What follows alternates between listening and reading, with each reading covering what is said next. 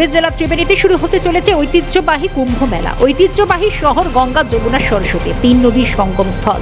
প্রাচীনকাল থেকে মুনি ঋষিদের তপস্যার জায়গা ছিল হুগলির ত্রিবেণী সঙ্গম। কথিত আছে আজ থেকে 700 বছর আগে ত্রিবেণী সঙ্গম স্থলেই হতো কুম্ভ মেলা। 2022 সাল থেকে ত্রিবেণী সঙ্গম স্থলে ফের শুরু হয় মেলা। এবারও ত্রিবেণী সঙ্গমে বসছে কুম্ভ মেলার আসর।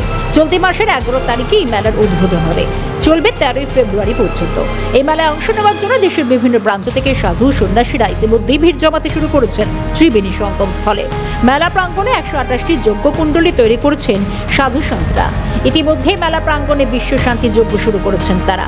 13 ফেব্রুয়ারি কুম্ভ মেলায় পুণ্য স্নান করবেন ভক্তরা।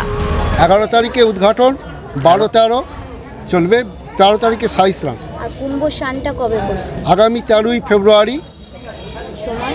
সময় আমাদের জুলুস বের হবে সকাল 9:30 থেকে আপনার 12:30 পর্যন্ত। 12:30 থেকে এবার স্নান পর্ব শুরু হবে।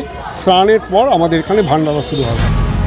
গত বছর এই মেলা 8 লক্ষ পুণ্যার্থীর সমাগম হয়েছিল। এবার সেই সংখ্যাটা 12 লক্ষ ছাড়িয়ে যাবে বলে আশা করছেন কুম্ভ মেলা কমিটি থেকে শুরু করে প্রশাসন।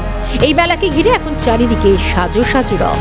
কাকলি নস্করের রিপোর্ট, ক্যালকাটা নিউজ।